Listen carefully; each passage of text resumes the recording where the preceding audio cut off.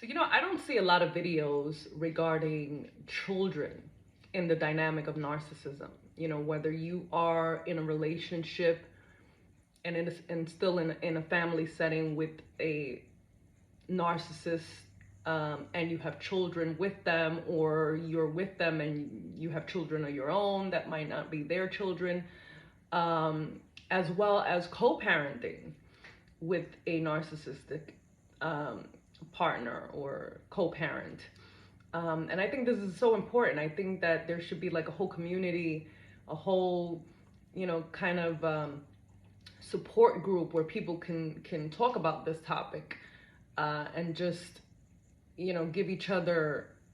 tips and tricks, because it is very, very difficult to do so. A lot of people can't and won't leave a narcissistic situation because they have children, because they know that there is, that toxicity in that situation, and they don't want to leave their children unattended, or have to kind of share custody and leave the kids to go off with this individual, whether that person is their mother or that person is the father of the relationship. It is very heartbreaking. It's a heartbreaking and very, very difficult situation to be in. I commend the parents who choose to stay in a situation because they want to be the shield for their children. I commend them, because it's a very difficult situation and a very uncomfortable situation, because you're literally sacrificing yourself to protect your children. And it's not easy, and then you also have the dynamic of just co-parenting and taking that step to come out of that situation. I always say, and I live by the motto in my own personal life and experience, that one strong parent is stronger than two weak ones. And I think that two people in a relationship where one is narcissistic, that other person, the other partner that is not narcissistic, that's the empath, that's getting constantly beat down emotionally and psychologically, becomes just as weak as the narcissist, who feels the need to treat that person that way and be abusive, because the narcissist, their ways stem from their weakness, from their insecurities. So they're already weak, before they started, and now they take someone who is empathic and I'm sure has their own strength internally, which is why the narcissist was attracted. Is because they see a strength in the empath that they lack. But at the same time, they envy that strength, which is the reason why they constantly want to tear the empath down. And then there comes a point where you have two people who are just as weak, caring for children that need strength. So sometimes it is the harder decision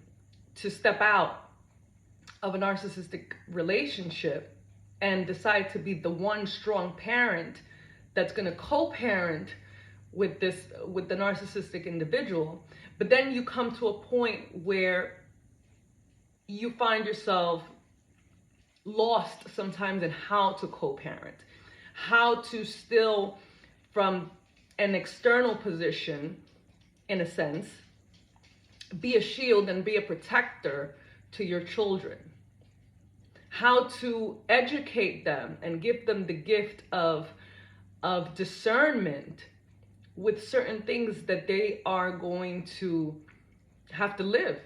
in their time spent with the narcissistic parent. The gaslighting, the devaluing, the triangulation, if there are other siblings involved. There's certain things that's going to come with that child being around the narcissistic individual that you might have to prepare them for in some way, and like I said, I don't see a lot of content on this subject, but I do think that we're living in a day and age where narcissism is growing, and we see certain things getting thrown in our kids' direction, things such as transgender and pronouns and this and that and all this other stuff. But yet this topic of narcissism, it's kind of under the radar. It gets kind of put into the column of don't bash that other parent, don't speak bad about the child's parent, because then they're gonna not like you. But I think that there's a way that things can be done where you're not bashing the narcissistic parent, but that you can start planting seeds of awareness into the child about the traits that will come with them having a close relationship with a narcissistic person. Because just because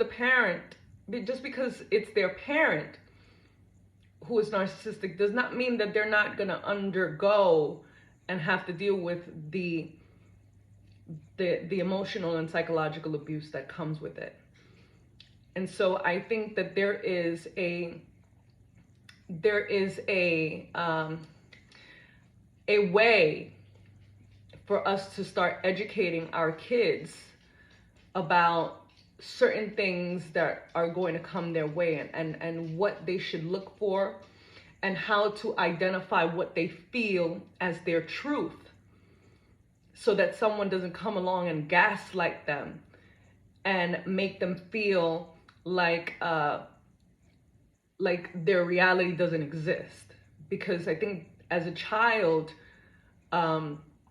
amongst everything else that they're dealing with in the world, what is our children going to be like if people have access to their mind in such a way that they can deny their reality, or make them feel less than they are, or make them feel bad, or like they should be in competition with someone because they're being triangulated, or feeling invalidated because a parent didn't come through when they said they would, or is a pathological liar, or is future faking, and I think it's very important for children to know very early on that how they feel is valid, and how they feel is not their fault. And I think that's the most important job that we have as that strong one parent when it comes to just co-parenting.